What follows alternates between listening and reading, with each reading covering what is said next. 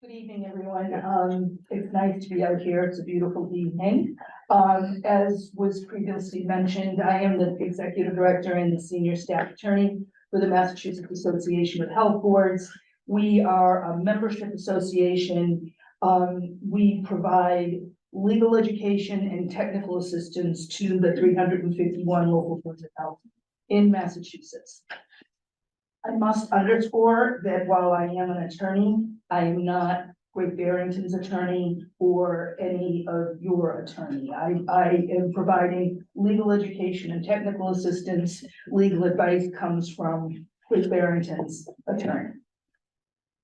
So I was asked to really review what the legal authority of boards of health actually is and where it comes from, what statutes say about it, what case law has said about it, and then go through some specific areas in public health law that present challenges and are a little difficult for some boards to maneuver through.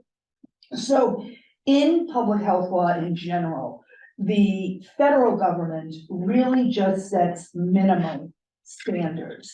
The legal authority to regulate public health has been largely left to states.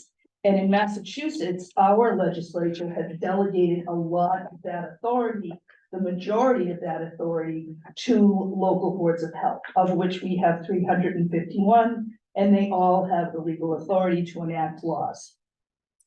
The legislature, the premier statute for boards of health and public health in Massachusetts is Chapter 111. And Chapter 111, Section 31, is the legal authority that the legislature has given to boards of health to make reasonable public health regulations. They need to be reasonable, but the Board of Health has the legal authority to make these laws, much like your town meeting has the legal authority to enact bylaws. The Board of Health has the legal authority to enact local public health regulations. And the reason boards have that authority is really due to the police power that has been given to the states to protect the health, safety, and welfare of its residents. So we derive our authority in the same manner that police and fire derive their authority. It's within our authority and obligation to protect the health, safety, and welfare of the residents of a city or town. And this is true even at the expense of an individual's freedom. So there's this constant balancing test that's going on when boards are doing their job. Obviously someone's individual freedom is very important. It's constitutionally protected. It's a fundamental right, but the right to protect the public health, safety, and welfare is paramount. So we're constantly trying to balance those two factors. And in addition, the courts in Massachusetts have said that the right to engage in business has to yield to the right of government to protect the public health by any rational means. So we're balancing a lot of different factors here when we're looking at public health law and what to do. So in our state specifically, our highest court is the Supreme Judicial Court. I'm just going to call it the SJC.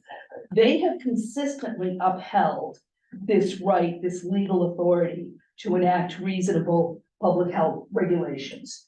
And in fact, they've said in many different cases that all rational presumptions are made in favor of the validity of the regulation, that someone who's challenging the regulation has to prove the absence of any conceivable ground upon which the regulation could be upheld. The court's not going to substitute its judgment for the judgment of the Board of Health. And the courts also, when they're reviewing regulations, they're not going to, as I said, they're not going to substitute their judgment. So they're not going to go in and reopen the issue and start looking at the facts that the board considered. They're not going to substitute their judgment for the judgment of the Board of Health. This happened, I'm not gonna go into a lot of detail on this, but this was a case where Cumberland Farms sued the Yarmouth Board of Health. I was involved in actually most of the cases that I cited, but this is a case where the Board of Health was sued by Cumberland Farms because the board issued a fine for them selling a flavored tobacco product. But the product wasn't specifically labeled as flavored, it was labeled as jazz. So instead of calling it citrus, which is what it was, they called it jazz.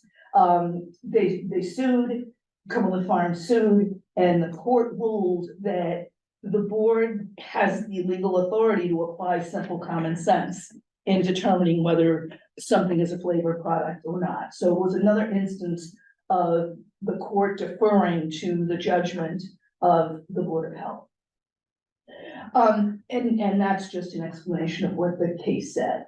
This is another case that I was involved in Athol, where in this case, the smoke-free workplace law prohibited smoking in all enclosed workplaces, and they exempted out, the legislature exempted out private clubs. What was happening in Athol is that the private clubs were advertising that they were open to the public. Come on down, you can have a membership for an evening, and they were basically taking all of the business away from the bars because they weren't operating as a private club, they were operating as a public bar.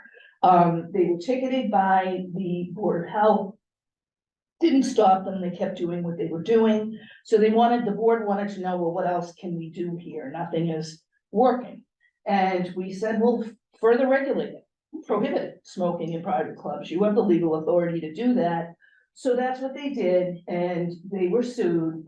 And this decision from the Supreme Judicial Court, the SJC, is an important decision in Massachusetts because the court clearly defined what the focus of public health is. And the focus is to protect the health of every member of the community. It's not about geography. It's not about location. It doesn't matter that it was a private club. It's regulated from door to dumpster. You have to have an occupancy permit, a liquor license. I mean, come on. So the court upheld the regulation.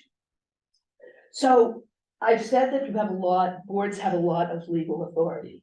But having a lot of legal authority is one thing, but are there any limitations on this authority? Let's forget about the law and what courts say about this. And let's think about issues that you want to consider or factors that you want to consider before you start enacting regulations or before you start doing many different things. First, you want to make sure that there's not another law, a state or federal law, that would prevent you from acting, and we call that preemption. And then you want to really do what we would call a risk assessment. You want, again, because we're always doing balancing tests. Is there a risk of harm to others? Is the risk to those who are most susceptible? Frequently, regulations are enacted in order to address specific issues surrounding either youth or elderly or folks with certain special needs, people that we feel need some added protection. Or is this just a risk to an individual that might better be handled through a private cause of action? These are the things that you're going to want to think about before you act.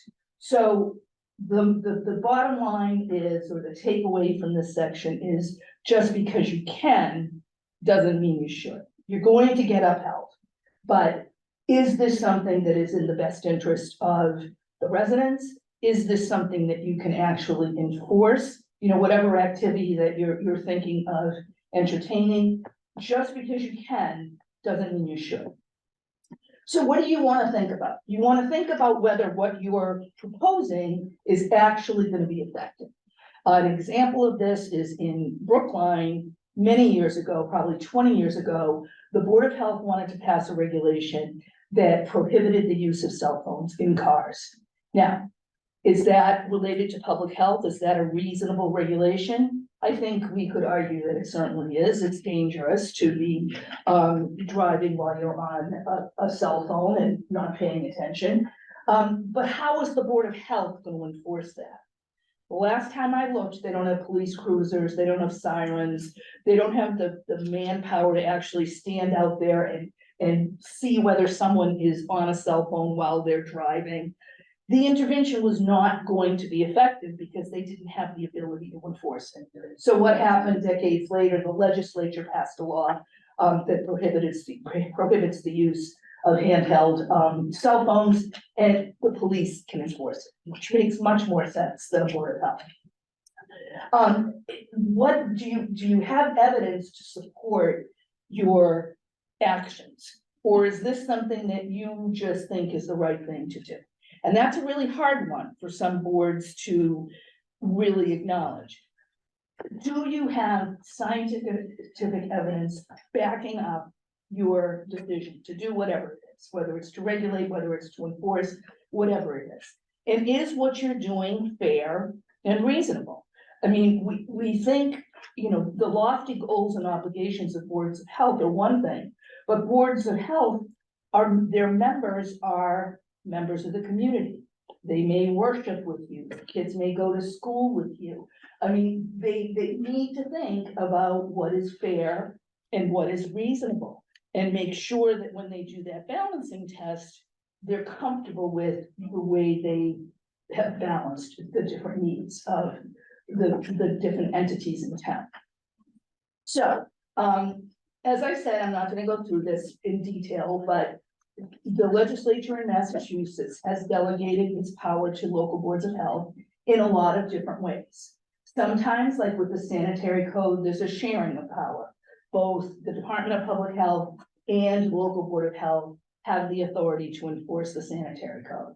I don't know the last time that the Department of Public Health actually did it, but they do have the legal authority to do it. In some cases, the legislature is delegated to locals the primary enforcing authority. So in the smoke-free workplace, tobacco sales laws, it's written right into the statute that boards of health are the enforcing authority for those kinds of laws.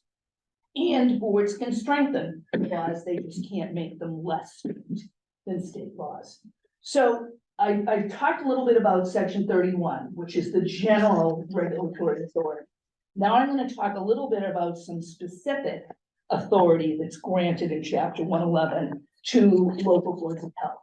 And we're going to concentrate a little bit on sections 122 and 123, which are the nuisance statutes. One's the statute that requires boards to address nuisances, and the other sets the penalties for nuisances. And another one is the sections 143 through 150, and those address noisome trades. We're going to spend a little bit of time on this because this is a very comprehensive area of public health law. And what the statute says is that boards of health shall, not may, but shall examine into all nuisances, sources of filth, and causes of sickness within each town, which they believe may, in its opinion, in the opinion of the board, be injurious to the public health. And when I was in law school, in one of the textbooks that we had, Professor Prosser wrote, "There is perhaps no more impenetrable jungle in the entire law than that which surrounds the word nuisance." So here we have a 3 or 5 member board of health. They're supposed to determine what a nuisance is. And again, it can be any cause of sickness or source of filth in its town, which may, in its opinion, in its judgment, harm the public, okay? That's what they get paid the big bucks to do, to figure that out. I should say that boards of selectmen, select boards, also have that legal authority to address nuisances, and it was done during COVID in many municipalities. It was the select board that actually issued some emergency orders instead of the Board of Health. They both have concurrent jurisdiction in these circumstances where there's danger to public health, to step in and issue some orders. If the board does find a nuisance, and this isn't this, that's where similarity is between the select board authority and the Board of Health authority. This authority is with the Board of Health. This obligation on this slide is with the Board of Health. If they find the nuisance, they have to do something about it. They have to examine, destroy, remove, or prevent, whatever the case may be, and they can make regulations relative to it. Of an important exemption is any activity that is considered a generally acceptable farming procedure. So if somebody wants a BLT, someone somewhere is gonna have to smell a pig. It's that simple. They don't have to be best practices. They only have to be generally acceptable practices, farming practices. So how is the board supposed to determine whether something is a public health nuisance? Other than, in their opinion, so it is a judgment call, but it should be based upon public health principles. So there are certain factors that you can consider when you're determining whether something is, in your judgment, a public health nuisance. So you want to look at various factors, and I took these factors from the Minnesota Public Health Nuisance Handbook. It's a really good resource that really helps clarify for boards what their role is, what their role should be, and what their role should not be. So is this factor, whatever the nuisance is it contained to one individual or one household? If so, maybe it can be addressed in a different way other than through nuisance. Maybe it can be addressed a different way. Could this nuisance, or does this nuisance spread to neighboring individuals or households? When we were looking at COVID, this third one, could the individual spread the nuisance in the community? That's when we looked at masks and quarantine and isolation and all those kinds of public health strategies. If the answer to those questions in your judgment is yes, then you want to see if the condition actually affects health. Is there a real or potential health risk? Can the condition cause or be expected to cause transmission of any disease? Is there a threat or a potential threat for causing trauma or injury? Are there any hazardous chemicals or elements or substances that could adversely affect the public? And are there any environmental or structural or environmental conditions that need to be abated or gotten rid of? So those are some of the factors that a board should consider when they're looking at whether or not a nuisance exists. If they determine that a nuisance exists, then they have the obligation to issue a cease and desist order.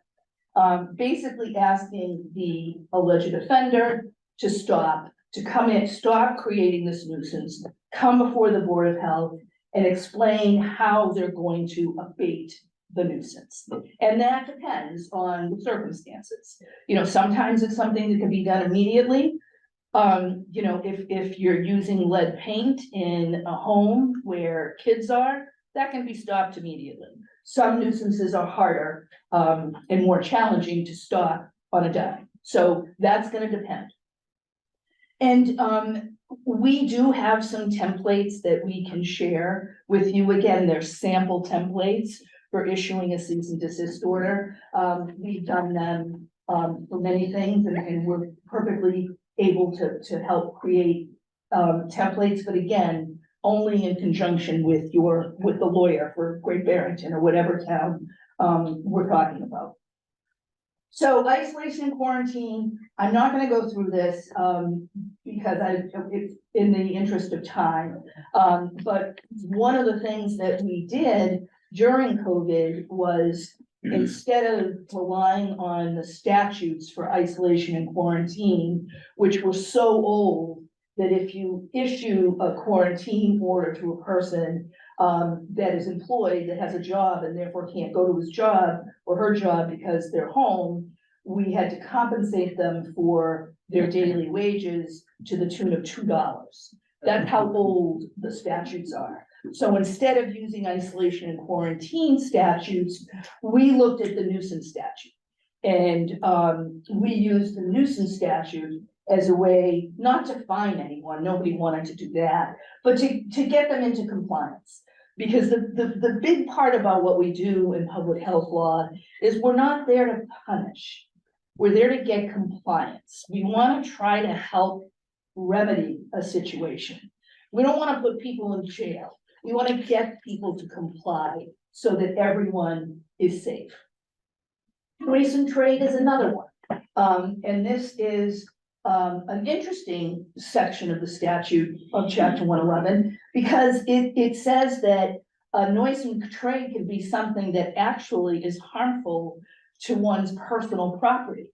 And what the Board of Health has the authority to do is either not let that business come into town, or if it's in town, they can set some conditions on that business after a hearing. So some examples would be fat rendering plants, auto body shops. In New Bedford, we had a lot of manufacturing of fish meal and fish oil. So there are some citing requirements that boards can issue if you have a noisome trade. And again, you need to be careful. You need to do this in consultation with your municipal attorney, because there are also zoning laws that also have to be looked at when you're looking at noisome trades. And I put this slide in here because I think it's important that we realize when we're doing balancing tests, we need, and we're talking about individuals' rights, and that those rights are fundamental. This is just part of the Massachusetts Constitution, Article 97, which says that people have the right to clean air, water, freedom from excessive and unnecessary noise, natural, scenic, historical, and aesthetic qualities of their environment. That's a state constitutional right in our Constitution. So when we're looking at balancing tests, we need to keep this right in mind too, as well as someone's individual freedom, privacy interests. This is another fundamental right that residents have. Now, this is just to scare everyone. This is a manual of all of the laws and regulations relating to boards of health. However, I edited this in 2016. So there are many, many more laws and regulations that have been passed since then that boards of health have the legal authority and obligation to enforce. I'm not going to read all of these. You can just read them yourselves. But it's a pretty broad list of responsibilities and obligations that boards of health have. The knowledge base that is required to effectively work as a board of health is really great and at times very daunting. So inspections, obviously, if you have the authority to enforce, you need to have the authority to inspect, and you do. I'm not going to go through those different kinds of enforcement. I should just go back because there are, as I said, we're about compliance, not punishment. So we really would rather call up someone and say, please stop doing this. You know, your dumpster's too full. Could you just please empty it and have them empty it? And that's it. And that's the case closed, day over, good. That doesn't always work. So sometimes you have to go further. And this is the order in which you would go further. And if all is lost and you can't get compliance, then you can, of course, file an application for a criminal complaint or file a civil complaint in court. But just remember, as one judge said, from the US Court of Appeals, the judicial system is the most expensive machine ever invented for finding out what happened and what to do about it. So you really want to try to avoid that if at all possible. We want to get to compliance. We want people to be safe and to be protected. And that's the goal of public health law. That's what MAHB works to help boards with. And with that, I think I am going to just turn this over, right? Yep, you are. And I'm gonna take 1 second just to.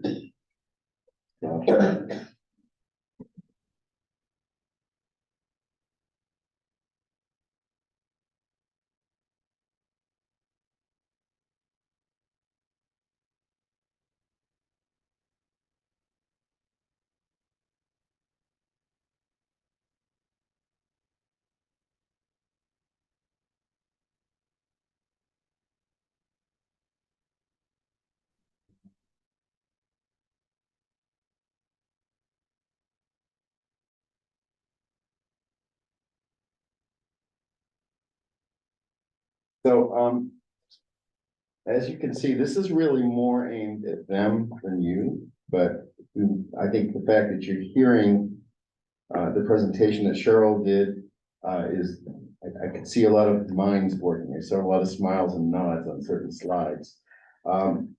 This is gonna be really boring for you, not so much for you guys, hopefully, but I'm gonna be talking about about really the nuts and bolts, the open meeting law, conflict of interest and public records. And I have 42 slides, and the good news is I'm skipping around 20. So you're gonna see me fly through a couple of these slides.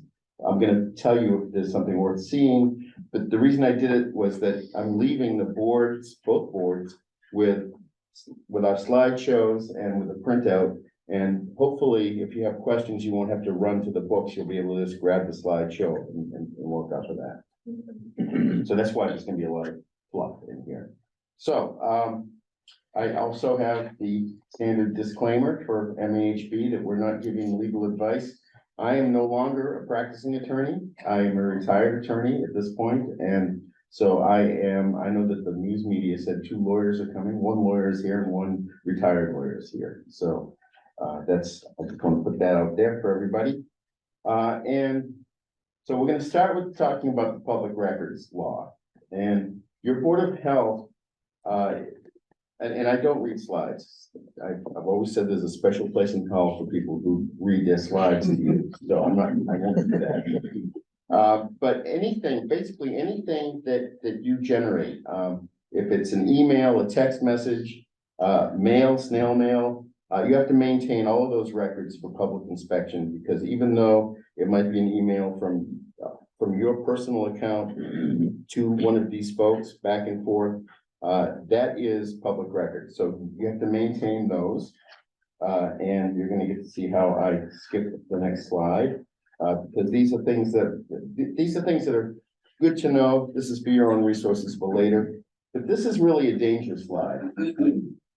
What you're looking at is what happens when you have a public record request after somebody has seen somebody sitting at one of these tables with their phone texting during the meeting, and they request, I want to know what the town manager sent to the health director during the meeting on such and such a date. What you're looking at is a excerpt of a text message string from a mayor to her chief operating officer, talking about the city council meeting that they were both sitting in.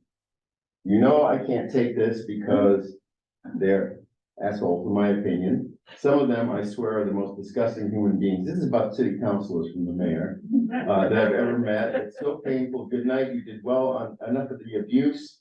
And then the chief operating officer responds, I'm eating frozen chocolate yogurt, then going to bed. I have hockey in the morning to sweat out all the negative energy from the city council. Public records request. So be careful what you write in text messages. Onward. Guess what? I think we're skipping the next, yeah. So these, the records, any records that you have of property of the town of Great Barrington, when you get voted off someday or when you resign someday, you have to give all of those records back to the town that you have. And I'm going to skip this slide because we're going to now get into conflicts of interest. So that was the too painful public records.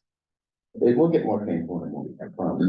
All right, so just to skip through this one here, you are all municipal employees, whether you know it or not, whether you're getting paid or not, you are municipal employees. So the conflict of interest law does apply to you. And there are times where you cannot, yeah, there are times that you cannot participate in something. If you have a financial interest or people in your private life are in question, you can't. If family's involved, and family would be your spouse or partner, parents, siblings, or children of you and your spouse. If there is a conflict, recuse yourself. And a recusal really is, you're out of the picture. And the best thing to do is, of course, leave the room or shut your camera off, Because if you got up and left the table while your board was talking about something, you could be sitting here and you could be going, you know, and that tells a message to the rest of the board, how you feel.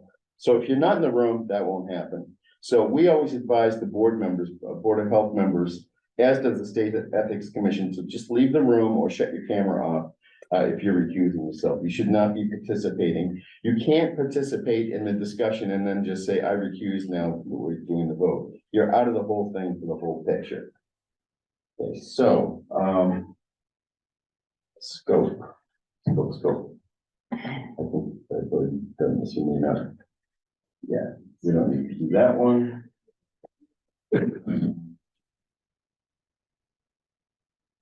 This one here, special cases, if you're appointed, there are ways to get, okay, if you're an appointed board, you're elected, right? Okay, so if the selectmen were to appoint a member to your board because of an absence, that's an appointed member. And some of these rules that you'll be looking into when you look at the full slideshow can be waived by your Board of Selectmen if you're an appointed person, but if you're elected, you can't go to your appointing authority because there's too many of them out there to go to. And you don't know who really voted for you anyway, so. And this one here on appearances, we're gonna skip, other than just to say that the town clerk has disclosure forms for you. That you just have to fill out the disclosure forms if you think you're getting into a conflict. I'm gonna skip this slide, this is for you guys. This may be, I don't know if this is, I don't think it's applicable here, but I know it's applicable in many of the boards around you, where you may have, are any of you Title V certified or working at all in that? Okay. There is an exception for boards of health, for board members under the ethics law, that if you're in the Board of Health and you do Title V work, you can still do the Title V work. And the town would get paid, and then you would draw the pay from the town. That's the way that works, but I'm not gonna waste any of your time on that. Nor am I on this, because it all runs together. We're gonna get through this part very quickly, as I promised, 42 slides in the record time. So, all right.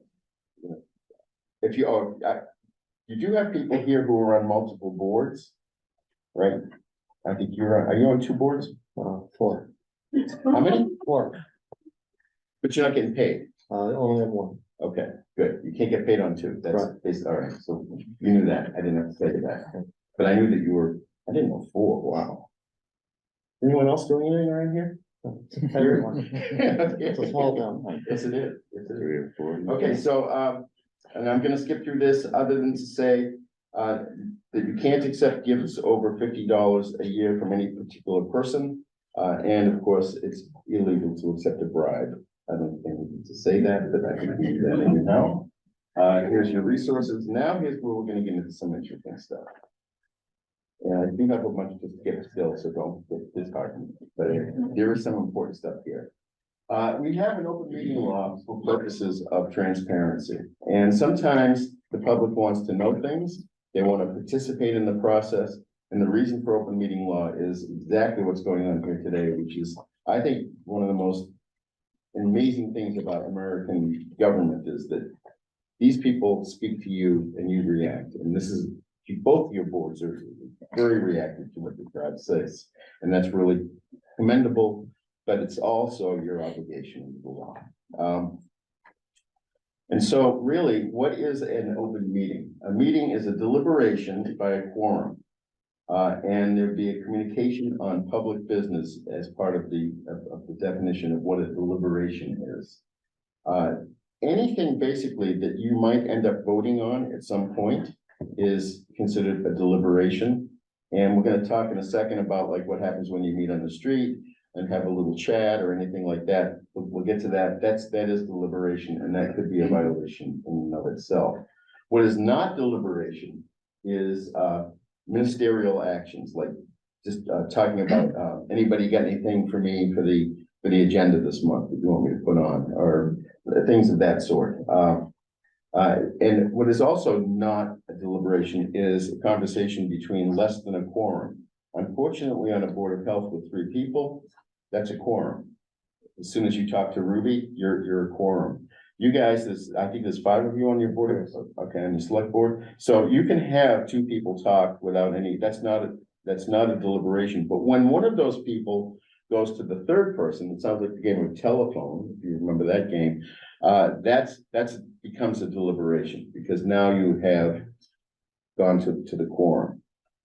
A lot of towns, and you might want to consider this, a lot of towns go to a 5-person board of health because of exactly this reason, that you have a position on your board and you have somebody who's not a physician and you're the chair. And I sat in exactly your position when we had a mercury spill in Framingham. And I had a 3-person board and I had a doctor who also, in addition to having his certification in orthopedics, he had a great background in toxicology.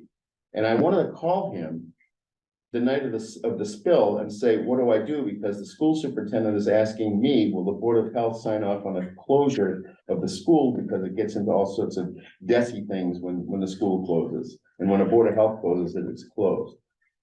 I couldn't call the doctor and ask him. I had to call another doctor from another place who was not on my board to ask about the dangers of mercury spills in a school. So you might want to consider, and especially if you're going to be getting into some hairy things in your future, and I'm not saying you will or won't, but if you see something on the horizon, you might want to have 5 people on your board so that there's some discussion, that somebody who you can draw some knowledge from. You might just want to do that or think about that. Okay, so there are 4 definitive questions, basically on whether or not it's a communication, if it's between members of a Board of Health. If it's a deliberation, is there a chance that it's going to become part of an agenda? Is it Board of Health material? If so, stay away from those conversations. You are a member of a public body, as I said in the very beginning. You can't have subcommittees because there's only 3 of you. You could have a subcommittee of 2 on something, and that you have protections. You should, if you're gonna have a formal meeting of the subcommittee, you should post that and all of that. I'm gonna skip the nuances because this is more for the board members when they're reading this. And I'm gonna skip the what is within your jurisdiction, because I think you just heard the definitive speech on that from Cheryl. This is important though. When is a meeting not a meeting? I know that I'm hoping that we're gonna see you on March 30th at the Delaney in Holyoke when MAHB does its presentation for boards of health. You can come and sit at the same table together. You just can't talk about anything having to do with your board business. You can run into each other in the grocery store, ask about the wife and kids, the husband and kids, the partner and kids, whatever it is. That's all fair game. But you can't sit there in a meeting and talk about, next week we have to deal with this horrible issue, blah, blah, blah. That you're now in violation when you do that. So, next thing, one of these things is not like the others. When you spot what I'm about to talk about. These are postings of agendas, and one of them doesn't do something that the others do. So in order to post your meeting, you have to have the date of the meeting on the posting, on the agenda, the time, the place, a list of topics that the chair reasonably anticipates at the time that the agenda is put together, and that's subject to being changed if new stuff comes up between the time of posting and the time of the meeting. But really, the time of posting is a question, because when was that posted? So we'll go back to that slide, and I will point out to you that the one that is different is yours, because it doesn't have a stamp on it. The Framingham one says received by the city clerk, has the time. The one from Williamstown, that is a clerk stamp showing the time and date that the clerk received that for posting. That has to be on your postings.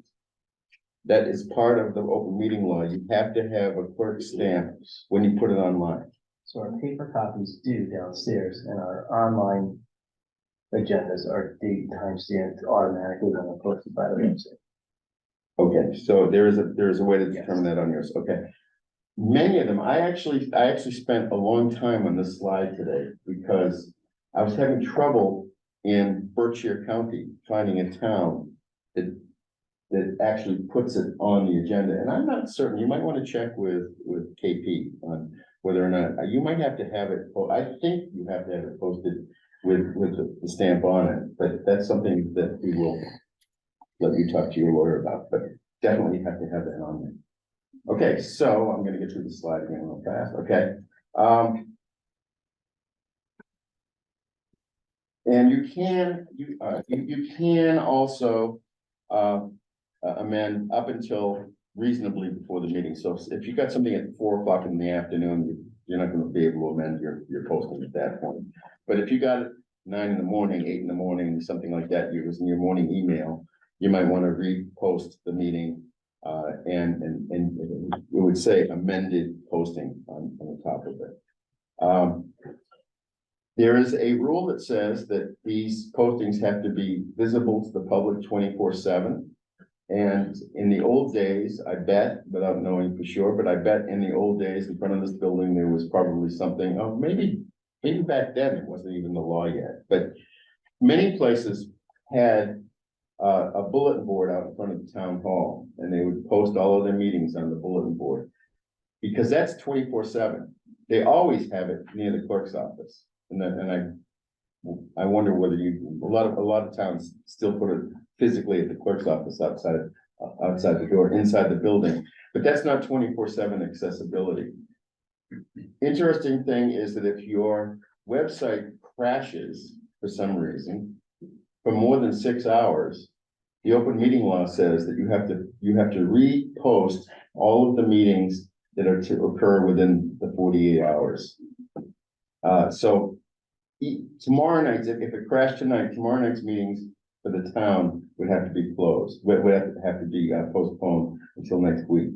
So that's a nuance in the law that a lot of people don't understand is there.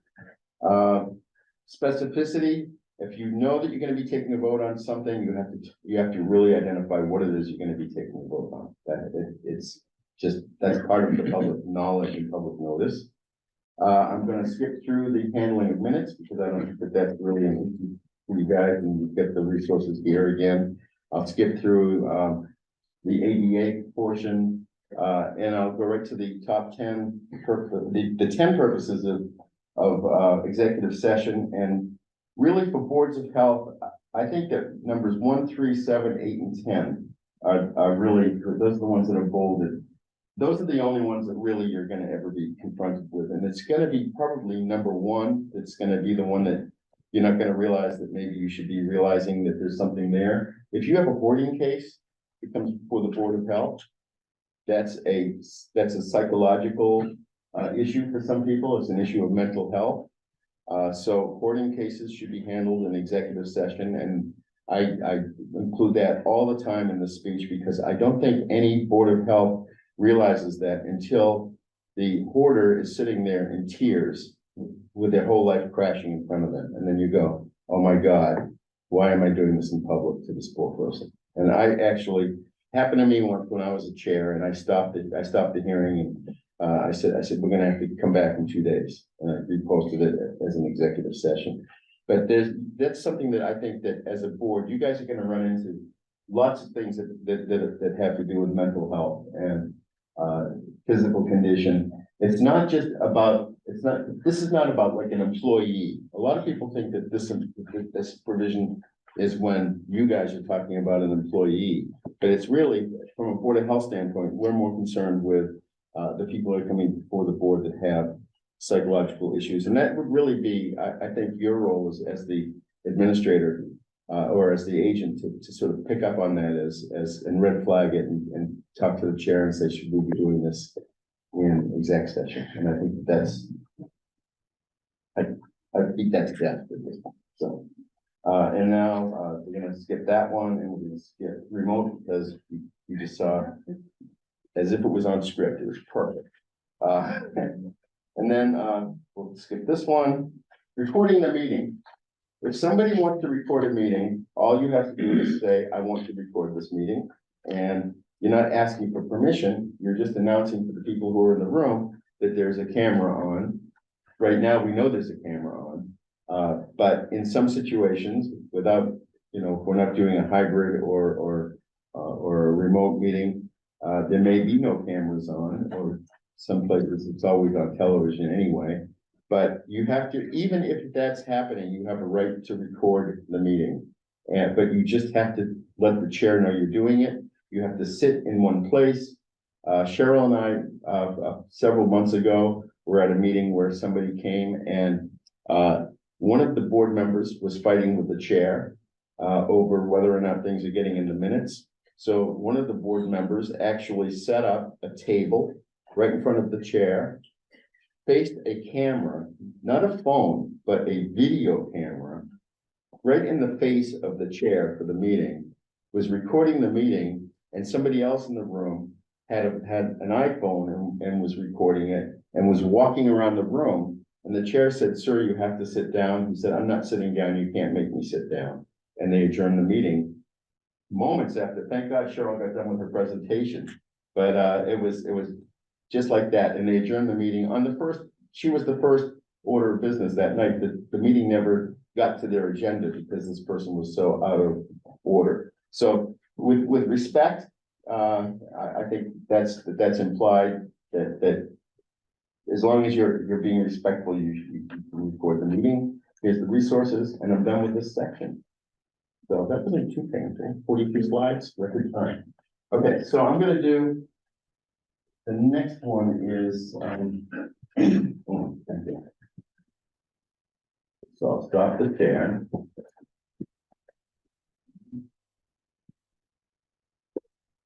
We're gonna talk a little bit about the grant.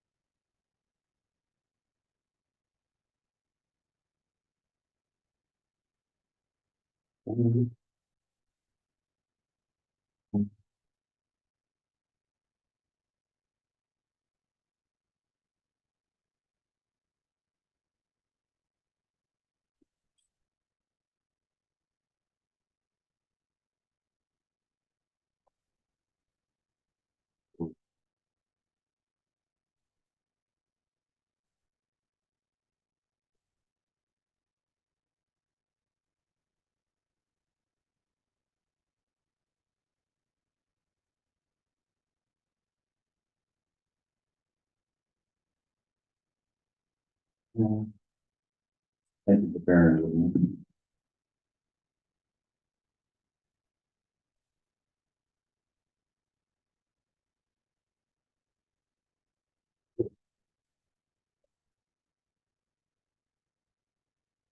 Okay, so we're gonna talk about the public health excellence grant, and we're gonna talk also a little bit about how this area of the state did in a capacity assessment and some of the needs that you have.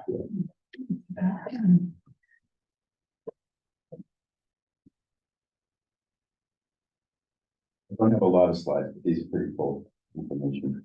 All right, so the goal really of the public health excellence grants, I used to say to people when I was talking about this grant that the state gave you a cake and it's up to you to put the frosting on the cake however you want as a Board of Health.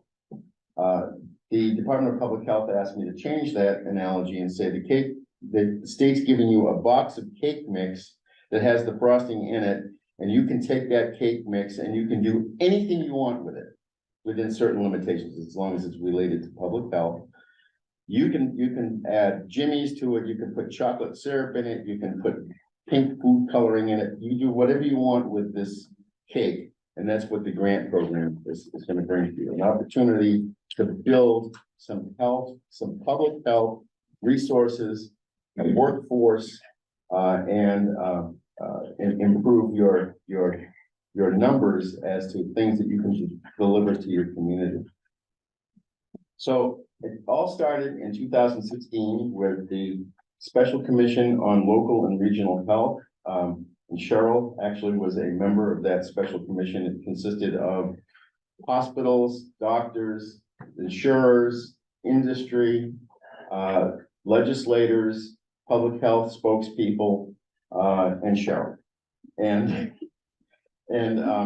in 2019, the Special Commission issued a report, which actually was codified into law, in 2021. The bottom line on that is that the report was called the Blueprint, and the Blueprint, basically said that boards of health across Massachusetts are failing. They're not able to keep up. They're not delivering enough services to the people. They're not, they don't have the proper workforce. They're underfunded. And basically, if there's something wrong, it's in our public health system in Massachusetts, and it's all fixable. And in addition to tearing it apart, they showed how to rebuild it. So it's a complete restructuring of public health in Massachusetts. Before this program, before this report, 100% of the budget for your Board of Health came from your town meeting. And a really good, high-functioning Board of Health had a terrible time getting funding from town meeting. And I learned that because the first time I went as a chair to town meeting in Framingham, I asked for a 30% increase in the budget, and I was absolutely rock solid sure I was gonna get it, and I got 0. And the reason I got 0 was, I thought everybody in town knew what the Board of Health did. I was naive. The next year I went back and I asked for 30%, and I put on a 20-minute PowerPoint presentation showing them what the Board of Health does in their lives every day that they didn't know about, and got better than 30%, more than I asked for when I was done with that town meeting. So the fact that your Board of Health is invisible means that they're really doing their job the best. And so that was really an issue. The funding became an issue, and because of funding, there were decreased efficiencies because each town funded it differently. I actually work as a shared services coordinator on one of the grant groups, and my group is the islands.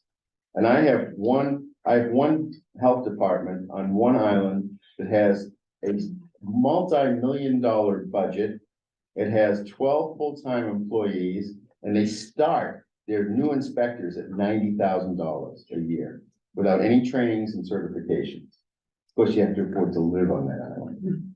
And on the other island, and that would be Nantucket. On the other island, we have a town called Aquina that has $20,000, total budget for their health department, and has one worker for 15 hours a week who's forbidden to come to work for 15 and a half hours a week. She's only allowed to work 15 hours a week. So you can see that there's a huge disparity, and we're gonna actually deal with your numbers in this town as part of this in a couple of seconds. But so we were able to, let me go back to that slide for a second. So what happened as a result of the Special Commission's report was that the Public Health Excellence Program was born, and that's the grant program that we're talking about. And the idea there was to make it so that instead of all municipal funding, that the state would be kicking in some money. The state was going to put their money where their mouth was. And we started out the first year, I'll get into the numbers in a second, but we started out with tiny grants. There were 14 groups across the state just to figure out whether we could do it or not. Can this work? Sharing services between health departments, can it work? And it worked pretty well. And so the funding over fiscal year 22, 23, and 24 was 15 million. I don't know why it says 13. Should be 15 million. In 22, fiscal year 22, we asked the legislature for 13, and the state senate came back and said, you didn't ask us for enough money. You should have asked for more. We're going to give you 15, even though you asked for 13. So that shows how important public health is. And it didn't hurt us that we were dealing with COVID at the time. But this all predates COVID. Everything we started to do, Cheryl was there in 2016, which was 3 years before anybody even knew what COVID or ever heard the word COVID. It didn't even exist yet at that point. So the idea was to get as many municipalities, and I'm gonna get into the numbers here in a second. But also to provide technical assistance. The state put money aside to have technical assistance supplied to your boards. Cheryl and I are here at no charge to your town, but we are here at a charge to the Commonwealth. We are one of the technical assistance providers. It's in that bold right there. That's what we do is legal technical assistance for boards of health across the state. That's why we're here, and that's how we're being funded to be here. All right, so we have finally been able to get some attention, and it took, actually Cheryl, this is Cheryl's quote from the op-ed that was in the Boston Globe, which it was, I know that some people think that was a critical article against boards of health not doing their job. I cannot tell you how hard we worked as a group of organizations to get the Globe to pay us some attention and run this article. Because we want the people of Massachusetts to know that public health is endangered the way it was, and that there is a way for us to dig out of it. And that's what we'll talk about right now. So the Public Health Excellence Grants, you have one here, and I'll show you in a second. But Rebecca, up until the last meeting, they run a certain number of years. I think it's 2-year term is what you had this roughly. And so Rebecca was the vice chair up until the last meeting. So you've been very well represented by Dr. Chang. She's been at every one of these. And incidentally, I've shown up, I think, at all of them, pretty much. I think pretty much. All, for your group, there's 51 groups. And I've been working very closely with your group because I think there's a lot of exciting stuff going on up there. And I think that being in the southwest corner of the state, you tend to be forgotten about by the people in the eastern part of the state. And I think that that's something that Cheryl and I are very conscious of that, and really feel that we need to do everything we can to help to boost that with you here. So, all right, so I want to back up. So the governance board is the health directors, and some board members from each of the towns that participate in these grants. And your town is a charter member of this. So we had some conditions. Cheryl was very involved right from the get-go on this.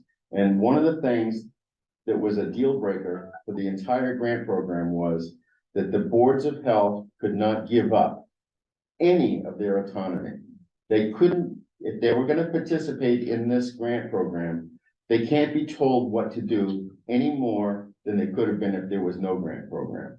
And boards of health, as you just saw, have incredible power and authority. When these folks pass a health regulation, the courts look at it, as Cheryl just told you, the courts look at it as a statute. And so they're not really looking to see, well, did Dr. Chang and did Michael, did they consider all of the fact that's not what they're looking at. What they're looking at is, did they do it the right way? And if they did it the right way, the court won't substitute its own judgment for anything that they do. So we were steadfast that boards of health, if they're going to participate, can't be asked to give anything up. You have to be giving to the boards. It's a one-way fire hose. You're throwing money at the towns. They don't have to throw anything back at you other than improving their standards, which we're going to show you in a minute how that's working. The grant actually calls for a significant amount of the money to be spent on staffing, and that includes nursing, epidemiology. There's shared services, there's a coordinator for every one of the groups, and some of them are dealing with my group on Martha's Vineyard in Nantucket. I don't know if you know this or not, but Martha's Vineyard is 25% Brazilian immigrant. And because of that, we hired a trilingual public health educator, the only one that's been hired in the program. But we needed that for public health to be able to reach out to those communities. So it's really aimed at increasing your staffing. So originally they intended 30 grants up to $300,000 a year for 9 years. it became so popular that now there are 51 grants with 321 cities and towns. And everyone in this county except Hinsdale is in the program. And I don't know why Hinsdale isn't. I haven't spoken to them yet, but I plan to, I think at some point. This is what your Southern Berkshire Public Health Collaborative looks like on a map. These are the towns that belong, and they participate at least in monthly meetings. And these are the funding. I'm not going to go into this in great detail, except to tell you that we've gone to $15 million a year. It's now a line item with DPH, which should make the select board and your town manager much more comfortable, because when a department in the state government has a line item, once it gets into their budget, it's almost impossible for anybody to take that out. It's in there. So this is a program that's here, and it's not going to go away. There have been other attempts in the past. They have grant programs, but this one is not going to go anywhere. And the funding actually is increased beyond the $15 million. We have $200 million from ARPA, and I see I've got an extra E on the word C. I'll fix that sometime. And $52.6 million from the CDC to work on workforce development. So we're talking about, in addition to the $15 million, $252 million additionally that's going into these grant groups. These are the allowable costs, and there are some that are prohibited. You can't have capital expenditures under any circumstance. That means there's no car for the inspector that gets bought by the group. I tried to get the Islands group to buy a boat, but the state said, nice try. We couldn't do it. There's 2 islands, I thought, justified, but they don't see it. In addition, all of you belong to MAHB. I don't know if you know that or realize that, or if you always have, but you do now, because the grant pays for all of your dues, pays your dues for MHOA and all of your trainings, and there's travel money in there for each of the towns that participate to go to the conventions and the seminars and all of that. And so the idea is shared services between the 51 groups, and then also to assess the capacity, and that's where we're going in the next slides, of each of the health departments, of all of the health departments in the state, to figure out who has gaps and who doesn't. Improving equity, and equity is not just racial equity. I'm looking at this room and I see a lot of people who are roughly kind of in my age group, which means you have aging population in your town. You probably have some issues involving hoarding, involving substandard housing for some people. There may be issues in people's housing that make it difficult to live in their houses. That's all housing, that's all equity, public health equity. And there's money in this grant program to work on public health equity issues. And the idea is to bring all of the boards of health to the same level. So Springfield doesn't participate. Boston, we've never asked them to participate because that's kind of the gold standard. We don't need to be spending our money in Boston. We need you guys to be performing like you're Boston. So that's kind of the way that this is working, is to bring everybody up. This is the ARPA money. $98.85 million is being spent on data, and all of the health inspectors that are working in this area will, if you don't already, I think you probably do in some cases, but they'll all be using they'll all be using new tablets with all the software to do all of their inspections. So Rebecca can be in the office and she can see what the shared inspector is doing real time. She knows that he's going to go to 10 and go do an inspection, and she's concerned about something that takes place in 10's kitchen. She can actually watch that inspection from her computer in the office here. And the same with Jim can be in Lee or wherever, and he could be watching the same thing with those same inspectors. It's all real-time stuff. And the reason for that is that nobody really knows the numbers. Nobody knows how many people in your town have substance use issues. We know that there's quite a few, but we don't know what the numbers are. We don't know how many TB cases you had. We have a pretty good idea, something like that. We had a real good idea during COVID what the numbers were. But what COVID taught us was that we don't know anything about anything else. So now we have $98.8 million to figure out all the rest of it, to get all the numbers pulled together and to establish some performance standards based on what those numbers are. And then we have a workforce development, $30 million to train workforce, to bring new workforce in and to try to build a much younger and much more robust pipeline of workers in public health, because you could all be health directors. If you go outside of this room, people who are in Rebecca's position look more like me than they look like her. It's a very aging workforce.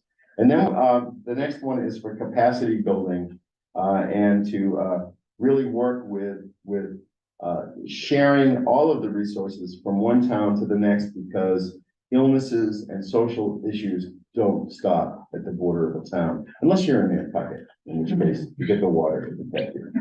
So this is what the special commission came up with, and I'm not going to go through it all, but this is the workforce standards, and they are about to go into effect. And the good news is that if you have somebody working in your health department now that does not meet these standards yet, they can be grandfathered. I think there's a new term for grandfather. I'm not sure what that's. It can be waived. Yes, well, they can be waived in. That's correct. That's correct. So, even though your agent may or may not have some of these, the idea is that if somebody went to college for 2 years, had to leave college because they had to make a living, they chose to go to public health. I don't know anybody who go to public health to make their living, but they go to public health to make their living, and 10 years, 15 years later, all of a sudden now there's these new demands on them that they have a degree.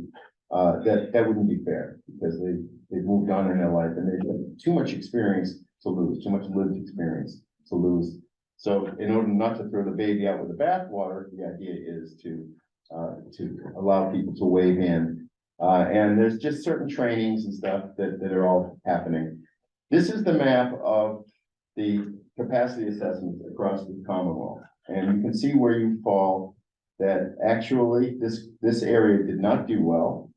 And that's good news. I was telling all of the health directors, I've told all the health directors across the state, every one of them that I've spoken to, when they were doing the capacity assessment, be brutally honest to the point of, if you think that you're gonna look really bad, that's good news. Because the worse you look, the more money the state's gonna give you.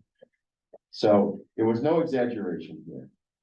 These numbers are actually rock solid with what happened in this particular group. I think Jim and Jane really worked very hard on making sure that the South Berkshire group really reflects what the reality is. In fact, I think it'd be unfair to say that any group doesn't show the reality, because everybody was pretty honest. Some came through a little too low because they didn't understand. It was a very difficult exercise. It took, how long did you spend doing it? There were a couple of phases. I think the last one took the longest. So, a couple hours. And this is a tiny town. You've probably seen other towns that took days upon days. I know that there's one place where somebody was working, the health director was working weekends, and she worked 4 weekend days or something of that sort. And there's an issue about why did she get paid for doing that? And that's just fairness. But this is really where the rubber meets the road, this slide here, because this is, the blue side is the Commonwealth, the right side is South Berkshire. So what you can see here, I'm gonna go to my cheat sheet. Basically, it comes down to one or two things. It comes down to, even though the money looks okay, need funding, that line there, 1%, 2%, 3%, 4%, 0, 0, 0. That looks like you don't need funding, but you need staffing, which means you need funding. And you have one of those, housing, you're 45% of your housing and 42% of your tobacco enforcement is being met. And that's because of funding. And up until now, you've had to rely exclusively on the town or grants if the town got other grants. Now the state's going to be kicking in the money to be bringing this whole region up. This is not just your town. This is your region. This is the South Berkshire.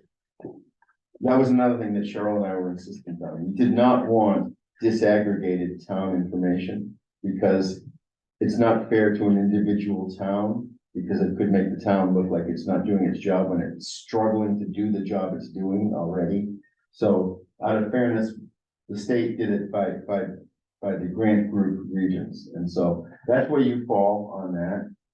And again, these are all public records, so you can request the records, and I'm sure that the board will supply them to you.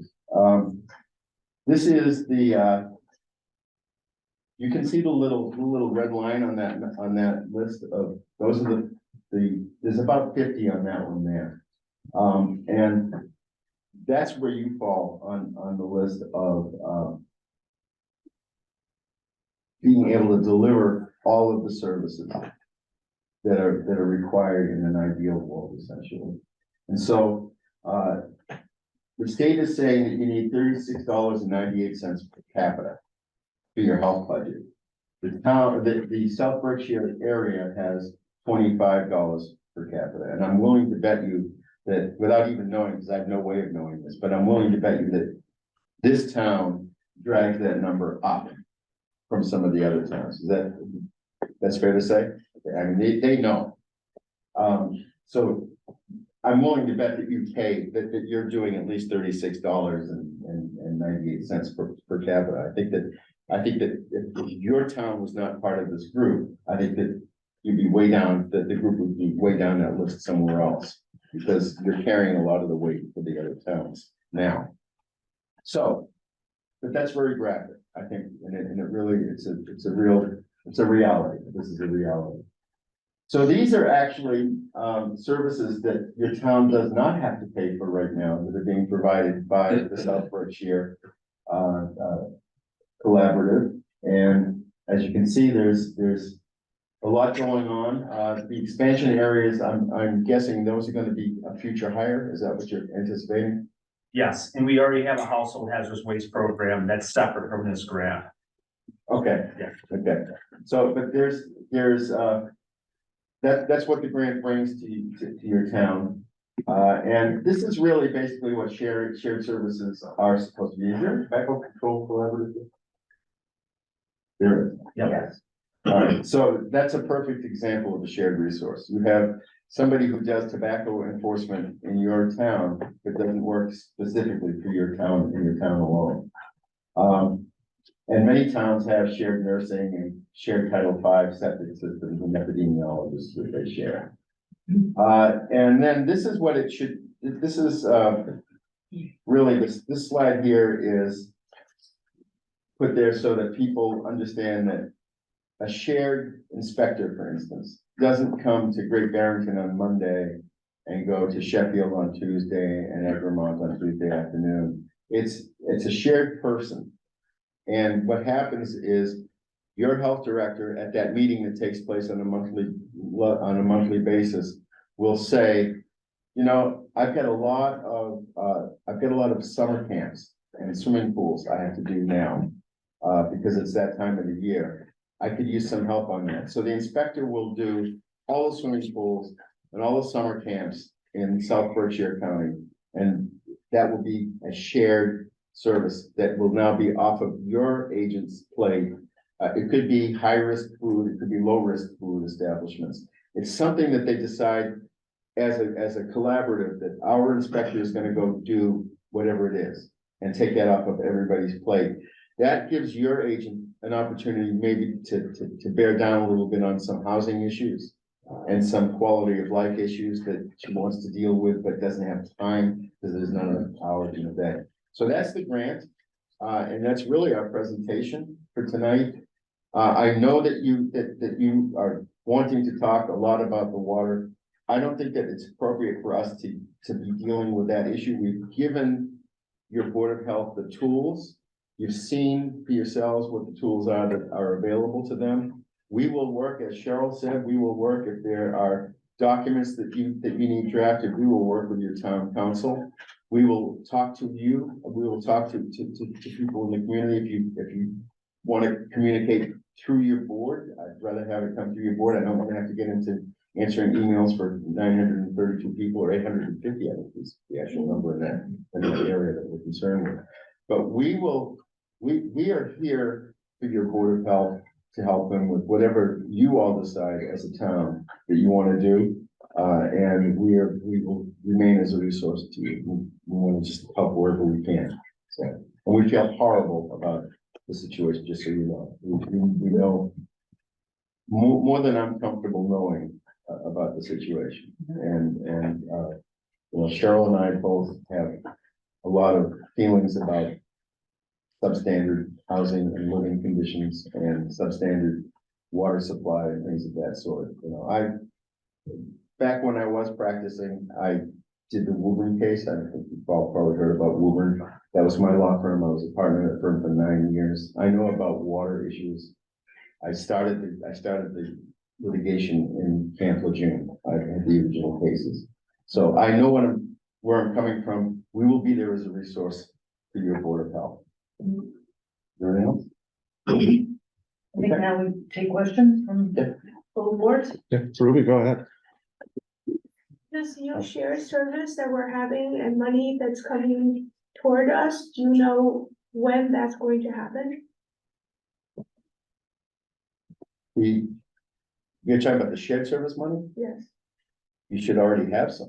It's already in place. It's already in place. Yeah, we've discussed it multiple times at meetings. Um, We have a full-time shared agent, which has been on board since September. Right, that's what that is. We have the But do money. we have money to, let's say, do, drinking water testing and that we surely need? Could we use that money for that? PHE money, I don't think we can take money away from PHE to do specific town water testing. Not specific town, if it was, well, you do have a couple of towns in the mix though, that are in your group, right? Is Stockbridge in your group? I mean, Yeah, Stockbridge, but there's no money in PHE to No. start pulling out, no, start sampling for water supply, No, no. not for doing water sample, but to have access to us through that, you have us as a resource to help you with some of that stuff. Your water testing would have to be, that's gonna have to be something that you as a board, and we'll work with you to try to see if there's some sources that you can find for that. I think that we need to explore DEP a little bit. And we'll talk more about it. Strategies. But the PHE money is funded and you have one more check to come, right? Did you get your contract? It's not official, I know, but it's gonna be, it's coming. yeah, it's coming. So it's gonna actually be. On the dot? Yeah. Well, 19.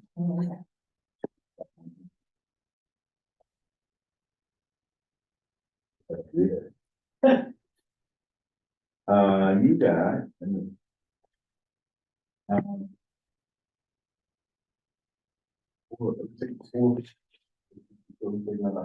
You get about another $150,000 coming. $215,000 actually. Better than I thought, okay. So over and above that 300 annual, there's another, because of the capacity assessment. But that's not gonna be able to be applied directly to, it's not for water testing, but maybe for some of the quality of life issues and maybe for some of the, you might be bringing on some sort of a social worker type of person who would make that part of their duties through the grant to deal with some of the issues, some of the social issues that are happening in the families and the homes. Okay. Other questions from the board? Yes. And, you know, again, your Board of Selectmen, I think I mentioned this in my presentation, but your Board of Health and your Board of Selectmen were like eager and first on this thing and have been part of this program for a considerable amount of time. And you have a big voice, maybe a bigger voice than you realize right now, because you've got some good leadership here. You got our attention. You got us out here twice. So. Okay. All right, that's it. Thank Yeah, you. no other questions from the board? All right, so we're going to leave you two, I don't know if you're gonna continue your meeting or. We do have citizens speak together. Okay, all right, so. Yeah, we'll stay. Stay for a little bit of that. Yeah, that's fine. Thank you all. Thank you.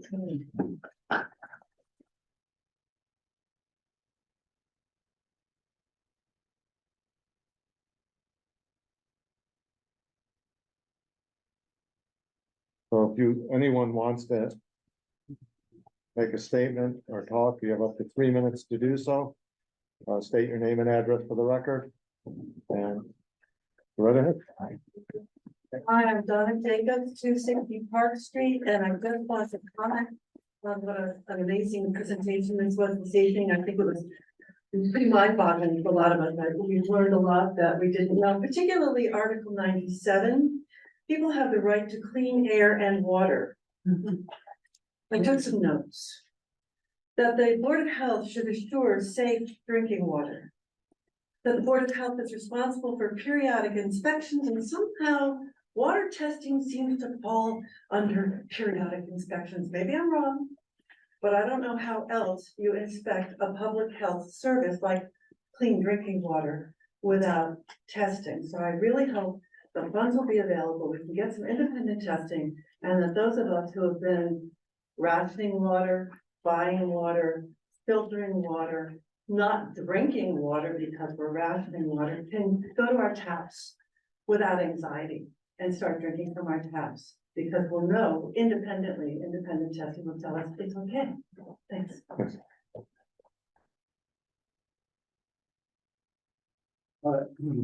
Good evening. My name is Daniel Sykes. I live at 31 Pleasant Street in Great Barrington. I also would like to thank you for a very informative presentation. I too am a lawyer, though I'm not practicing. I'm with Health Rights Massachusetts. Our website is www.healthrightsma.org.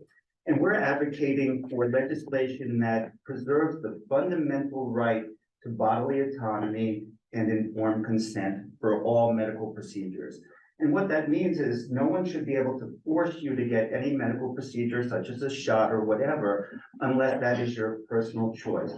And the reason we were founded was because over the last few years, there have been draconian mandates that came out of in response to COVID that have actually been very harmful to people. So our organization compiled a book called Faces of Vaccine Injury in Massachusetts. There was a Rasmussen poll that polled people that said basically 25% of the population thinks they know of someone who died as a result of the COVID shot. I have copies for you all here. We're working on a second edition of this. Actually an engineer in Massachusetts who had all of the death certificates from 2021 through 2022. And what he discovered was that there was a big increase in what are called excess deaths following the implementation of vaccine, including heartbreaking stories of little children dying shortly after getting these shots. So I just want to let people know that as part of your public health responsibility, you may be sponsoring clinics and so forth for COVID shots, but it's essential that we now as a group, as a society, start looking into the harms that are being done from these shots. In fact, some of you might have heard that the state of Texas is actually suing Pfizer for fraudulent testing, fraudulent portrayal of results, their research to try to get approval of those shots. And other jurisdictions as well are looking into the fraud, which is now actually very demonstrated. And then I was heartened to hear about the importance of evidence-based public health. And actually, there was no evidence for the use of masks. In fact, the way in which masks were mandated violated OSHA requirements. No evidence about asymptomatic transmission. No evidence about a variety of these. How much time do I have? Yeah, 20 seconds. 20 seconds. So just to say that, yes, we agree. There should always be a risk-benefit analysis.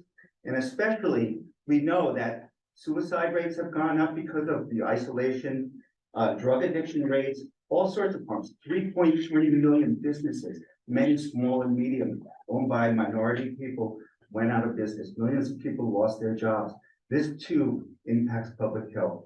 So I appreciate the commitment of the folks here to evidence-based and the importance of knowing the full picture when major measures are introduced. Thank you. Thank you very much. Yeah, go ahead. Matthew O'Brien, to state your name and address, you have 3 minutes. My name is Matthew Eugene of the O'Brien family, 33 Van Duzenville Road.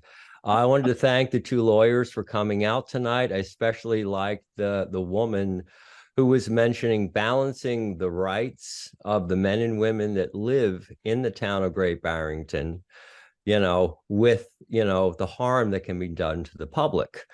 Now, there are many people and more people are becoming nationals. They're stepping out of being a US citizen because, the town of Great Barrington is a commercial operation, is, listed on Dun & Bradstreet. So is Massachusetts, the state of Massachusetts, the UPU, and our water company is also, so it's all this, fighting each other instead of us all getting together and having people from the community work it out in a balanced way. When you only have a commercial jurisdiction to work in, you end up doing commerce and talking about money instead of the people and their health and the families and the kids that live here, and there's more and more. So, we would love to, the Massachusetts Assembly would love to meet with anybody on the board. I've been trying for about 3 years and being called a sovereign citizen and,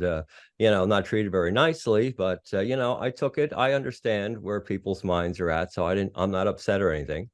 But, if we can balance and have the land jurisdiction, we only have one now. It took over. If you look at the rock, the little monument that's out there in front of the town, in 1774, 800 people of us surrounded the courthouse and wouldn't let the Crown Corporation sit their judges in that building. We were the first ones to say, no, we're not having somebody else, some commercial, organization charge us taxes and tell us what to do. So every time you guys drive in that driveway to come to work, think about that stone that's sitting there, and I think we could have a balance between the land jurisdiction and the commercial jurisdiction. It's just, there's no option. How can you have a balance when you only have one jurisdiction to play in? And it's a controversial one. It's only about money, and even the town of Great Barrington or the state of Massachusetts, because they use dollars because of the Clearfield Doctrine, that reduces them down to a regular corporation. It no longer has a governmental authority or sovereignty. So, we have to start looking and coming together. The people in Great Barrington, they don't use their homes for a commercial situation. They're just living there. They're just men and women and children just living there. They're not operating a hamburger stand in their house or something, or, so we have to start looking at, the men and women and then the government, and we have to start to balance these jurisdictions. There still is a land jurisdiction. I hold a passport, from the Attorney General, as a national of the state I was born on. I'm a state citizen now. Your time is up. All right. Thank you so much Thank for you my very time. much. Well, come on. My name is Michelle Lavere, 70 Division Street. This is another issue that has come up and does impact health, and like Donna, I was struck by Article 97 of the Constitution stating people should have the right to clean air and water and freedom from excessive and unnecessary noise. Just this afternoon, I emailed us Representative Pignatelli and Senator Mark regarding what's going on Van Duzenville Road. Not in the industrial area, but in the R2 area where residences are. And it just happens to be my backyard. The railroad has been dumping debris on Van Duzenville Road. I have a packet of photos right here, and I emailed the photos to the Selectboard. and the town manager, as well as Senator Mark, Representative Pignatelli. They're not working on the railroad in our neighborhood. They're bringing junk in from somewhere else and dumping it in a residential area. 7 days a week, starting before 7 o'clock in the morning, going to the early evening. Large trucks are speeding up and down Division Street and to go there and just to dump. They're dumping metal, rails, and other pieces of debris. Do you know how much noise that makes? I went home sick Tuesday afternoon from work. I work in a public school district. I had to leave my house. The noise was that bad. And so I'm reaching out to the state and to our local elected officials for some help, because I'm getting tired of living in Housatonic where it's high anxiety every day. We turn on our faucet, we don't know if we're gonna die. We go home, we don't know if we're gonna have a dump in our backyard. We're not protected, and it truly is a tale of two cities in our area. The railroad owns all the way down here and beyond. You would never see this happening behind the town hall.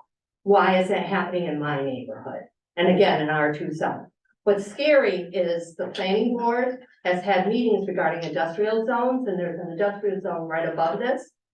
And Pedro Pachano had said, this is on the minutes, Mr. Pachano said his interest in looking at the industrial zones came when we reviewed the marijuana processing proposal on Van Duzenville Road. Everybody remembers that. And then recently, when we reviewed the application for a marijuana processing use on South Main Street. Mr. Pachano said, without oversight, any I zone can take hazardous waste. According to state law, it can't be overridden. He said I zones can also be a place for solid waste. He said solid waste can be regulated, but we don't have any regulations. He said we have islands in the middle of residential zones, welcome to Van Duzenville, that's my words, that could have dumps. That was the September 14th meeting. At the September 28th meeting, Mr. Pachano said if that land were needed for a toxic dump, the state could make it happen because it is an I zone. Mr. Redrow said if a toxic dump was driven by the state or the federal government, it could go in regardless of the zone. I know, and I'm scared. So hopefully our town officials will step up on that. Because I know I'm paying a lot of money to live where I live. I pay the same taxes as the people renting Great Barrington. I'm tired of putting up with it. Thank you. Bravo. Morning. Whoops. Morning, Quigley, 73rd Street. Can you hear me? If that doesn't amplify, I'll just help. Okay. So one, I want to thank Mike and Cheryl for coming. I really appreciate that with having a background in public health. I appreciate you saying that it's not really a viable income. So when I went to grad school many years ago, you couldn't survive off of a $25,000 grant or a $35,000 grant that only lasted a year. So you didn't know next year if you were going to have a job or not a job. So really thank you. And thank you for all the work that you do. The one thing I think it came up when you were mentioning PHE, some people didn't know what PHE I'm sorry, was. Public Health Excellence, that's the grant program. Okay, I okay, that we were apologize. perfect, okay. All right, Try not okay. to do that. No problem. And I also appreciate the fact of giving the advice of increasing the Board of Health members. I know that the select board knows that I've been a little bit outspoken about the funding that has the lack of funding for boards of health and the infrastructure. And it happens all over, but we need to step up our game big time. The other big thing, so there is informational requests that come out from the Department of Public Utilities towards the Housatonic Water Works Company. And from my knowledge, it's the third set of information request. So, and I'm sure that's something that you can help them with, but to me, it just seems very confusing to have the DPU going out, making these requests over and over again. And it just seems to not really get very far. So is that? It seems like there's so many separate entities that do, one regulates the cost of things, one regulates this, one regulates that, and there's multiple different departments that do minuscule things. In this situation, can they come directly to you versus having to go to many different areas in the state, and it's just basically running around in a circle chasing their tail? Are you asking if they can come to MAHB? No, because that's what's happening, right? No, No. we don't talk to them. Unless we initiate something with them. They don't report to us. We're an association of, a membership association for the boards. Okay, So- so who regulates DPU? Like how, when they're asking the water company to do something and it doesn't, you can get fined and that's great, but it's still happening. So understand, citizens speak, are free to make comments. You can Okay. ask questions, but they're not gonna be answered, because the open meeting law, et cetera, so, and your Okay. time is almost up anyway. Okay, all right, thanks, Steve, sorry. No problem. Okay, Let's go to, before Sharon, let's go to Denise Forbes and then Sharon. Oh. Try to alternate if there's some online. Denise, you are unmuted, go right ahead. Hi, Denise Forbes, 325 North Plain Road. I just want to thank everyone for being here and talking about everything and bringing everything up to, well, clarifying a lot of things. But I also would like to know what role the Board of Health will have in monitoring the removal and transportation of the PCBs from Rising Pond along Van Duzenville Road and Route 183, which is something I know Lee Davis has been working on and the Select Board has been working on with GE and whatnot. And that's a big issue that we really need to bring up and focus on next. And the Houstonic water is a big issue, and that will never ever leave our site, or basically we'll never stop talking about that until it gets resolved. So that's another thing I know that everyone there is concerned about and waiting to hear if the Board of Health is going to be able to get the funding to test independently so we can check the water on our own and make sure we're getting clean water and not listening to the test results from the Houstonic Water Company, because those are tested periodically and they know exactly what day those tests happen. So by having that happen on a certain specified date, they know how to increase the chlorine, decrease it and everything else. And anyway, that's all I wanted to say, but I wanted to bring to light the PCB situation, but thank you. Thank you, Denise. Sharon, come on up. Karen Gregory, 32 Olympic. Thank you very much for coming again. And I found it really interesting that you said that the local Board of Health can make laws more strict, but not less. So I'm not sure how to do this, but I'll ask the question. It's related to what Denise Forbes said. Right now, our testing is done by the provider. And we don't have that with restaurants who, give you the sample of the food is, and then, take it to their place where they evaluate it and so forth. So I would like to know at some point the possibility of not necessarily having our Board of Health go through a duplicative process to test the water, but substitute possibly the method by which our water is tested, instead of having this provider do the sampling and everything else, that those funds and the process is changed so that it could be irregular, maybe not announced by, I don't know if it's a Board of Health funded by, one of these grants or something.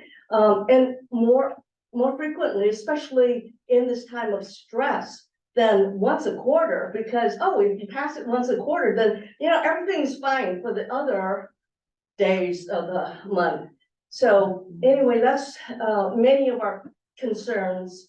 And, if there's a budgetary and a process method that could deliver more, results with more confidence, we'd really appreciate knowing how to do it. Thank you, Sharon.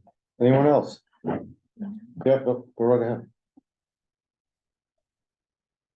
I want to thank Cheryl and Mike for Please say coming your out. name and address for the record. Regan Thank you, from Kathy. Houstonic, on Grove Street in Houstonic. I want to thank Cheryl and Mike for coming out here. Really appreciate that. And I also want to thank the support we've had from the community, the donors alone, as you can see by all the food. So please take food when you go, by the way. But you know, the Berkshire Co-op for the previous meeting, we've had, the bagel shop, Great Barrington Bagel, Dominion's Liquor. The Najis had given us, supplies. You know, there's been so much Tap Farms, just showing how concerned everybody is about this issue. I mean, it's not a fun issue that we've been dealing with, you know, and as everyone's saying tonight, on top of the water issue, the ongoing forever nonstop with water issue, now we're concerned about PCBs and everything else. We're supposed to be in this beautiful forest area, the Berkshires, and yet we're dealing with all this right in town. So it's very frustrating. You know, we feel like we're making steps by starting to communicate, but I think something that's really frustrating to many of the residents is we don't feel like we're getting our questions answered. And I understand the format for these meetings and the necessity for that, but there needs to be another way. You know, I'm in marketing communication, I'm a graphic designer. I'm aware of these things. That's why we started the website, and we're doing newsletters now and everything like that. But I think there needs to be better communication, because I know you guys are trying to help. But there needs to be better communication about the safety issues. You know, the HAA5s, many people in town don't realize that it can be absorbed through the skin, that it can be inhaled. You know, that buying bottled water and drinking that, but bathing in it, you know, it all counts. So buying bottled water is not enough. Things like that, and then just it's what's happening. You probably know about steps that are being taken that are in a positive direction, that are going to improve things with this situation, but the residents don't know about it.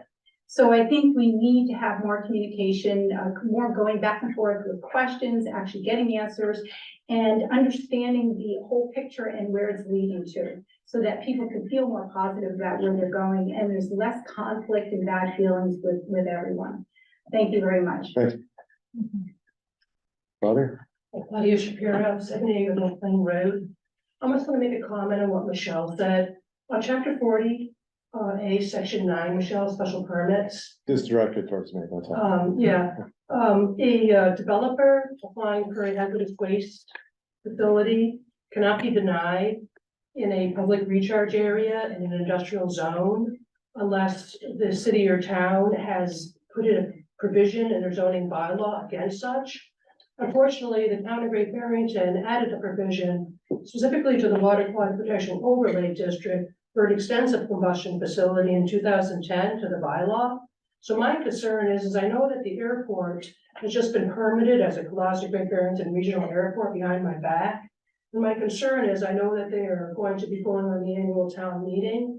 And I'm also concerned that they're going to be getting a zone change from R4 residential district to industrial. So that's my concern. My neighborhood and the airport neighborhood, we are all specifically what is known as the Upper Wellhead Public Recharge Area, something I've been trying to protect for 2 decades. And I feel like I'm actually trying to do that on my own. So thank you. Thank you, Claudia. Seeing no one else, no one online, you want to speak? I'll just say something quick. Yeah, of course. John Curletti, 226 Grove Street, Housatonic. So I guess I was very interested to hear Cheryl's presentation talking about how our local Department of Health can enact specific regulations that would be upheld by the courts and kind of couldn't be argued. In findings anyway, and I was one of the people that went to court with the Mercers and fought for not paying my bill. And I just wonder, and I know I can't ask this, but I wonder if certain regulations were in place that said, for example, that halitosis acid levels were surpassing the DEP safe limits of parts per billion, which they have a lot of times.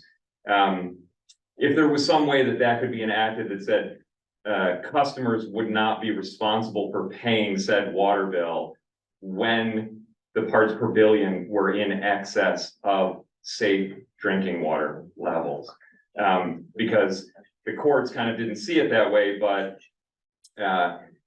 and we've talked about testing a little bit, but even by Housatonic Waterworks' own testing that they put on their website, they admit that they're above safe drinking levels, and the DEP doesn't see it's baffling, because when you look at it, they say, yeah, we're not safe, and was there a fine or some, I don't know, some accountability, and they say no. So I just wonder, if they're not gonna do it at our local level, could we have something put in place that protects the residents for at least the timeframes when the company themselves admit that they're in excess of safe drinking levels?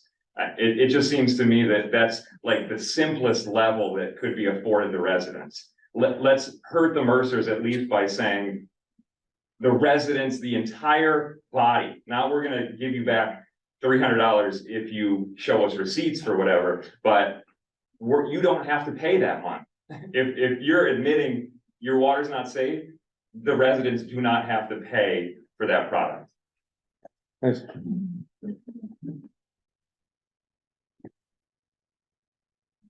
Janice Gildoy, 185 Christian Hill Road, Barrington. A couple of things. I also want to thank you for coming out. It was really informative. I also was curious about the chapter 97 that we're entitled to clean water. Nice that we can get there someday. A couple of things. The first is that I also want to comment about the testing process and the fact that the Mercers really control all the testing that's done. It's still a little peculiar to me that one of the testing sites for HA5 is on Jim Mercer, Fred Mercer's property at 314 North Plain Road. It just doesn't make sense that the people who are charged with doing the testing when we do call walk up the driveway with the Mercers. It just doesn't sit well with me. The other thing is that it occurred to me that over the years, I'm pretty healthy, but we have some mysterious things going on with me sometimes that kind of baffle my doctor. It finally occurred to me that after years of water problems, and for years we didn't know we had water problems to the extent that we do. But there's never been a survey of the residents to find out whether the residents believe that there are medical and physical effects from the water. And I think I'd like to see that, that we all, try to deal with our situations, but are there, like Camp Lejeune, for example, are there issues with people having unexplained neurological issues or eye problems or skin breakouts that really just have no explanation? But there's never been, as far as I know, any attempt to survey the Housatonic Waterworks customers to find out whether there's correlation there. And I'd like to see that. Thanks, Shannon. Thank you. I have one. Go ahead. I'll wait. Okay. I'll wait till all the citizens. Okay, I'd like to just make a general comment about the evolution of this meeting. Just a name and address. Kevin Regan, Housatonic. This came about with the citizens' dissatisfaction with the progress or even the news, any kind of progress we were having with the Board of Health and the Select Board. Through extensive email, tons and tons, literally weeks of communications, emails and phone calls with the DEP, the EPA, Board of Health and the Select Board. We finally got in contact with Mike, who seemed to have a lot of information. So that's how come this was involved. We were invited to this meeting. This meeting happened because of the citizens involved it that way. And because Mike was going to come, then the Board of Health was invited to it and the Select Board was invited to it. It's not your meeting, it was a citizens meeting. And also we're dissatisfied. Remember, we had at the town meeting when Stephen declared that the board wasn't going to support any rate increases. We were so happy you got a standing ovation. But then later on, we found out that the town manager suggested to the DPU that the rate increases happen incrementally. That seems to be totally out of context with what we were told and what the citizens want. I like to make sure that those actions take place by the needs and wants of the citizens, not of the board or of the town manager. Thank you. Thank you very much. Okay. Lee? So I just, I wasn't gonna bring up the PCBs at this meeting, but just I wanna piggyback on what Denise actually mentioned. And what's hitting home for me right now is we're on two parallel tracks. We have two fights going on. We have a fight for clean water, and soon we're gonna have a fight for clean air. With the transportation plan that GE is proposing, they are talking about between 28 trucks and 59 trucks a day going through downtown Housatonic on Front Street. And this is a big problem. And what I really want us to do, as well as working on the water problem, because we are not leaving that behind by any means. But we really need to come, as a united front and, with the citizens, with the other towns that are affected, with West Stockbridge, Stockbridge, Lenox, because we have two things, that are assaulting our towns, are assaulting Housatonic. And I really think what my question is, actually why I'm bringing this up, is with the Board of Health's powers. Where's the jurisdiction? If we want to stop trucks, moving from, Lee to Lenox, so great to Housatonic, moving through our streets, can we say there's a health hazard? We do not want trucks going on our streets, the greenhouse emissions, the effects on children. If the Board of Health can stand up and say, this is the jurisdiction of Great Barrington, this is the town line of Housatonic, we think this is a health hazard, having, 28 trucks a day for 3 years going on these streets, affecting our homes. Where's the jurisdiction? So that's a question I have. I know you can't answer that, but I would love to see if we have the power. Obviously, I'm advocating for railway, and I did not get a sense of really GE's cost analysis and, kind of, what it would look like for railway. But I would like to look at that more closely. And if we lose that battle, can the Board of Health stand up and say, okay, we are not going to have 59 trucks a day, going down Front Street, this is a health hazard to the residents of Housatonic. So I just want to put that out there. I'm thinking about the jurisdictions and the different towns, and is there something we can do to be like, this is a health hazard, we want to use the alternative transportation. So that just made me think of that, because that's coming down very, very quickly. And the comment period to talk to GE is February 1st. So we need as a citizens to put our comments in, saying we do not want trucks. We want rail. We want GE not to look at the bottom line, think of, the health of our citizens, and also the Board of Health to see if there's anything jurisdiction wise that we can say, this is a health hazard, these are the town lines. We will not put up with that. So I'm just throwing that out there. Thank you. Doug Stevenson, go right ahead.